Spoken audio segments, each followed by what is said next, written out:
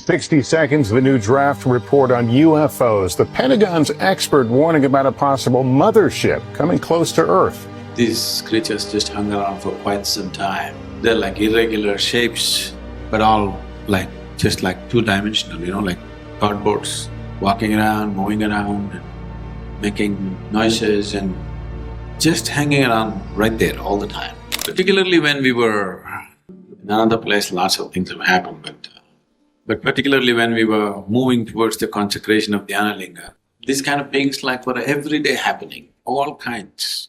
I'm not good at categorizing and naming them and saying this is this, this is that, but they're distinctly different, that's for sure, no question. Very distinctly different in their energy, in their appearance, in their everything.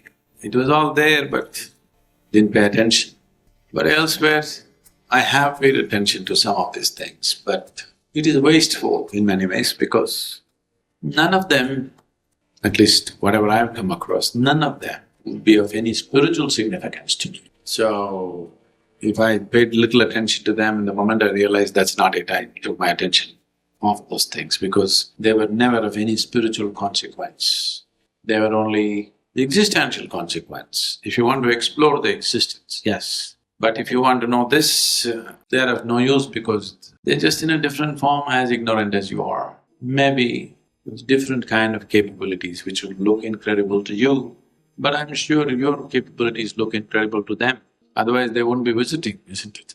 As they look incredible to you, you must be looking incredible to them, that's why they're visiting. These days I don't have this luxury. At that time, there was no wall around the house and the morning always by 5:45, 6 when the sun is rising, I always came and sat in the outside corridor.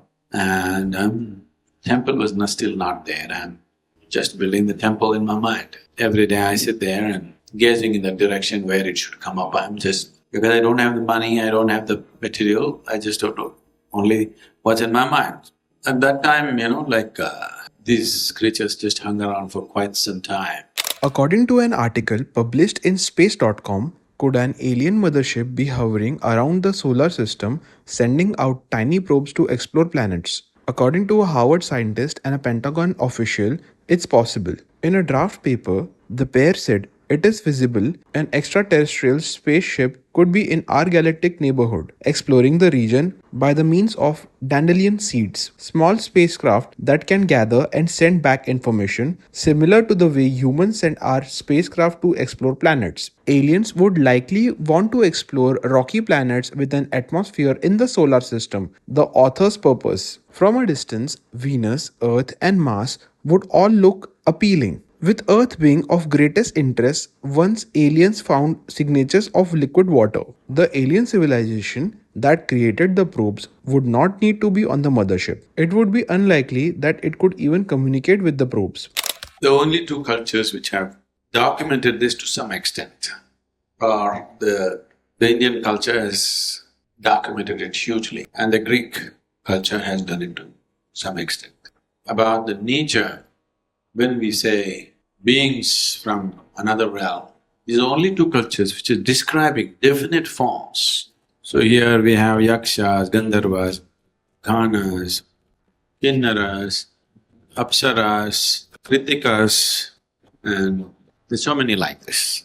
I think we have well-recognized beings from other realms, at least over 11, 12 varieties of them. The Greeks also have similar numbers of probably, if not similar, maybe a little less, but they also have recognized. I think the only place…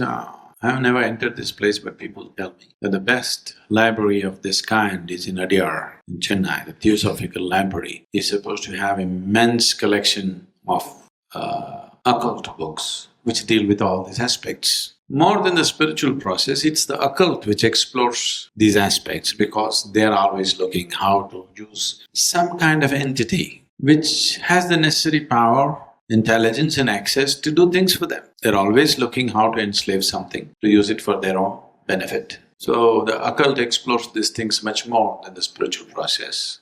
Buddha himself talks about a lot of different types of beings that he faced in his sadhana, which invariably one is bound to face when they move into certain aspects.